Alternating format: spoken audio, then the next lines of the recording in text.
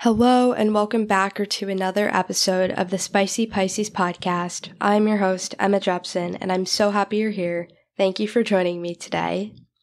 Now, before I even begin, I want to just say that there are a lot of nuances to this topic. I'm not going to be referencing all of the possible before and after pics that we see on the internet in this episode right here. I wanted to dedicate it solely to the eating disorder focused before and after pics. I know there's weight loss pictures, gym transformation, bulking, starting some sort of fitness training program and seeing results with that, self-harm, depression content, before and after plastic surgery, acne, Accutane, removing dairy from your diet, etc., etc. I have my issues with some of these other topics as well, but I figured we could save this for another episode because there's a lot to dive into with specifically eating disorder before and after pictures. So that's what I'm going to be talking about today in this episode. Diving right into it, I don't think before and after pictures are always inherently a problem. I love how people share things they're proud about, progress they've made.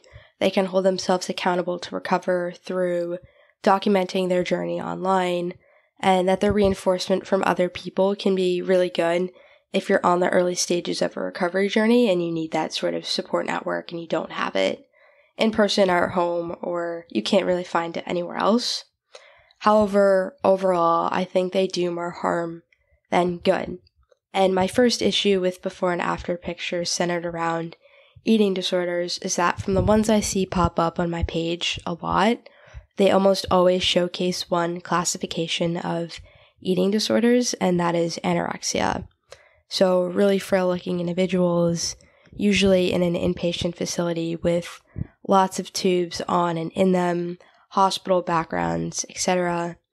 While I think it's great that people are showcasing the possible extreme repercussions of diet culture that the diet industry doesn't reveal to you when they're promoting all of their shiny wrapper products and services, it's almost how the cigarette and tobacco ads, show really graphic content to scare people out of addiction. I kind of see how that can be beneficial, but I think it's overall just really triggering, and one, that's because the content is just really triggering to see in general, and when it pops up with no warning a lot of the time on our feeds, either consciously or unconsciously, it feels pretty heavy on us. And also, as someone with a hypersensitive personality as well, I have a really hard time viewing really graphic content, which is why I don't like horror movies, really grotesque films, or intense fight scenes. It overstimulates me and I just feel very overwhelmed. It feels really intense and uncomfortable to take in.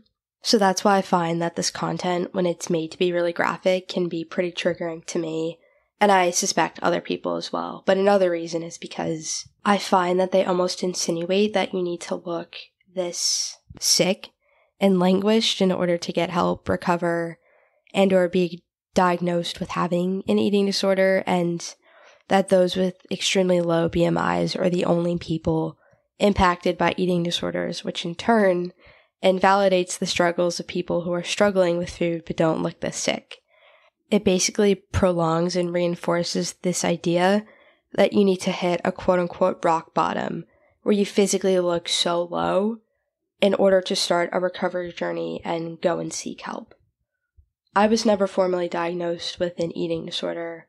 That's another episode that we can unpack entirely, but one of the reasons was because when I went to see my doctor, they didn't tell me that I was underweight or too quote-unquote thin compared to the previous year's check-in. They kind of just read off my BMI and told me I was on the lower end, but they didn't mention that it was too unhealthy, that they needed to investigate it further, and they didn't really bring up food either. I don't think they really asked me about that. I still don't think they really ask a lot about food in a way that's centered around disordered eating, eating disorders, and possibly helping you find help there. I don't think they really do that, at least to the practitioner and office that I've gone to in the past, but I also have an entirely different bone to pick with the lack of consideration and education on eating disorders in the medical world, but we're going to save that for another episode because there's a lot to get into there. But basically, I wanted to say that I now say that I did in fact deal with an eating disorder because I now know how bad it was, even if physically it didn't appear to be that quote-unquote bad, because I now know it's more of a mental battle than anything, and that's not something you can just diagnose or see by taking someone's weight or simply calculating their BMI.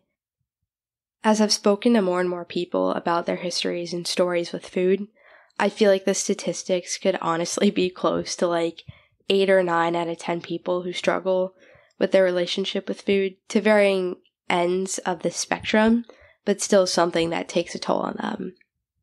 I feel like diet culture has normalized disordered eating, so we feel like if we sit on this lesser end of the spectrum that we don't actually need help or need to change anything because we're just living quote-unquote normally, or it's just how things are supposed to be. And unless we have this stereotypical anorexic appearance, we don't need help because we're not at that level yet where we need help. But really, there's no benchmark you need to hit appearance-wise in order to be considered at a level of dealing with something where you do need to maybe change your behaviors or you should go seek help. And if you find that you are struggling with a dysfunctional relationship with food, but you don't mirror the appearance of the people you see in these videos and in this content, you shouldn't feel like you're not sick enough to ask for help, or you're not quote-unquote qualified to be talking about your struggles with food and or body, because you are, and simply feeling like you are struggling and need help is enough validation to go and seek it and ask for it. There's no physical requirements for obtaining help. And this leads me into another point about how these pieces of content almost create a competition around who looks or the sickest, who is the most qualified to be promoting their story. And I find that some people use it for clout almost, and there's almost a badge of honor people are trying to win by constantly showing how sick they were at their lowest. But there should be absolutely zero competition around this issue. This is not something you should be competing over, because that's just incredibly fucked up. Who was the most sick? Because then, again, this just invalidates the people who are struggling, but don't necessarily look that sick. And they feel like they're not at that point yet where they feel like they can reach out for help or start sharing about their story and opening up about it because they haven't hit this rock bottom yet. It's just so toxic. And when I can sense this competitive nature now of these videos and people trying to almost promote that they're the most qualified to be posting about this or sharing about this because they were the sickest out of everyone. And it just drives me absolutely crazy because it's so triggering and toxic. And I know people are just doing it for views and, they want more followers and people to view their content. And a lot of the time people don't even realize how triggering their content can be, which leads me to my final point about how some people might be saying, I don't see the issue here. I don't find this type of content to be triggering. If you really don't find it to be triggering at all, that's awesome. But I feel like for majority of us, it's either consciously or subconsciously triggering, especially when the algorithm starts feeding you this type of content only, or you find yourself going down these rabbit holes of consuming just so many videos and posts highlighting this type of content. It just inundates you and fucks with you mentally. And especially nowadays with the amplification of content and how your content is able to reach thousands of millions more people than it was able to even 5 years ago. I think it's so crucial more than ever now to critically think about and consider all the possible ways your content could be perceived and any possible negative side effects it could have on viewers that you didn't initially consider. Obviously, you can't always plan for all of them, but I think it's good to at least think about it generally before you hit post, no matter who you are, no matter what you're posting about. Just think about it before you post.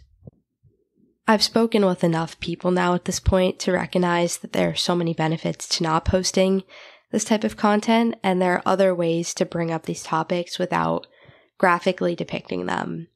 And I think this is very important, specifically relating to eating disorders, because an eating disorder cannot be summed up in a photograph. They're so much more nuanced and complex than a photo can portray. So that's why I've stopped posting before and after pictures on my platform and instead do a lot more written content and blog posts and podcast episodes, because there's a lot more space to go into the details and the nuances of this topic as a whole. You also minimize the risk of potentially oversimplifying this topic or carrying on a stereotypical narrative of what someone with an eating disorder looks like, or just simply you kind of evade the issue of posting triggering graphic content online that could be pretty harmful and damaging to someone else. This is where I'm going to wrap up with today's episode. If you made it to the end, thank you so much for listening. I hope you enjoyed the episode. If you did, feel free to leave it a 5-star rating and or a review.